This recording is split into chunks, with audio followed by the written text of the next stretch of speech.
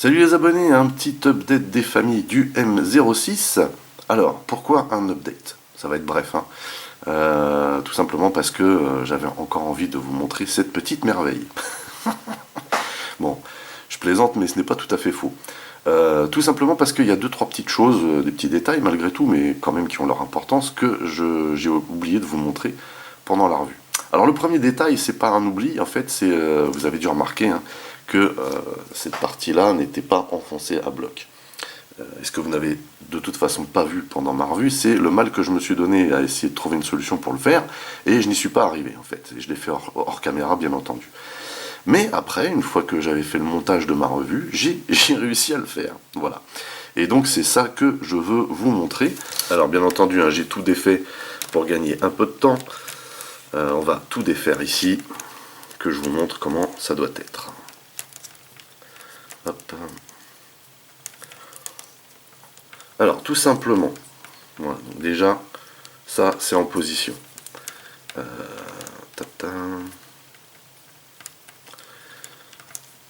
Donc tout simplement, déjà il faut que la figurine elle soit droite.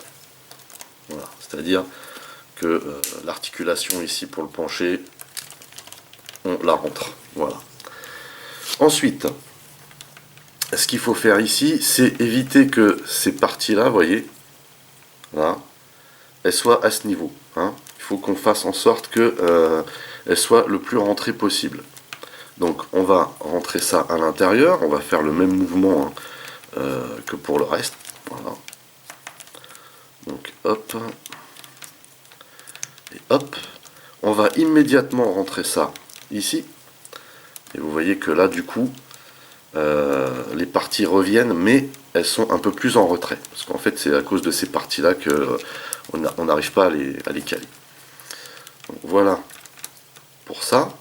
Donc là maintenant c'est bien droit. On va rentrer cette partie-là bien à plat à l'intérieur, comme ceci. Et on va caler cette partie-là, comme ceci. On va d'abord passer la première partie, donc celle-ci, hein, en appuyant ici, vous voyez. Et on va de nouveau appuyer vers le haut, comme ceci. Et là, vous voyez que ça a clipsé. Hein. Donc là, on remet ici, parce qu'en général, quand on fait cette manip, ça part. Et on n'a plus ici qu'à venir loquer cette partie. Hein. Donc on la glisse à l'intérieur, on appuie. Et alors comme c'est un peu mou, on a besoin, comment dire, de la choper.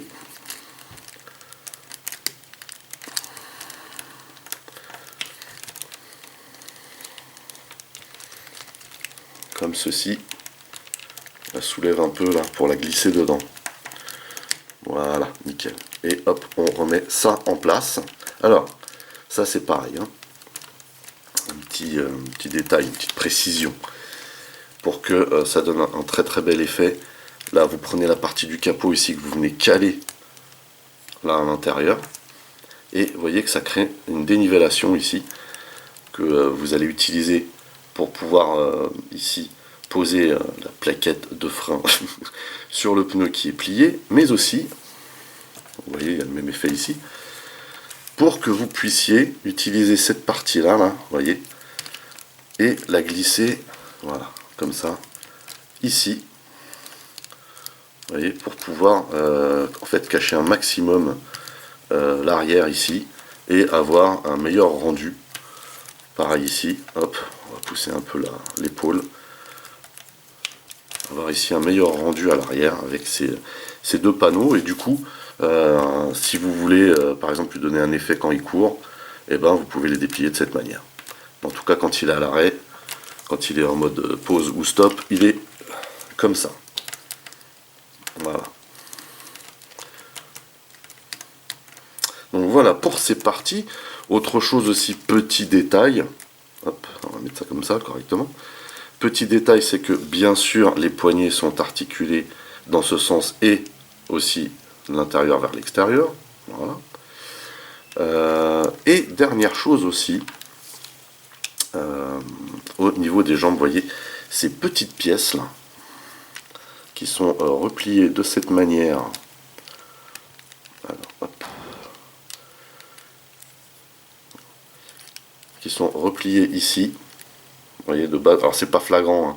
Normalement doivent être écartés comme ceci pour comment dire donner un effet, vous voyez, avec cette partie de carrosserie là. Voilà. Donc ça c'est vraiment un petit détail de rien du tout, mais ça a quand même son importance.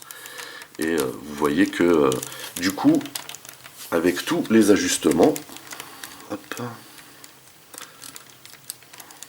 là c'est pareil. Voilà, c'est l'épaule qui gêne ici. Voilà, nickel. Donc là vous voyez qu'avec tous ces ajustements, il est encore plus terrible. Et ça c'est exactement hein, la pose qu'il va avoir là.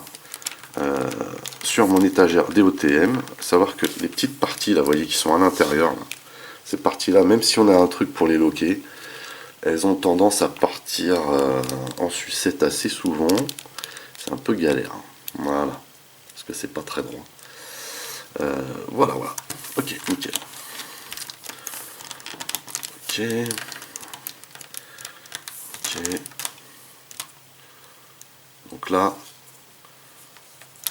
on a un Ironhide perfect. Avec ses beaux yeux bleus là.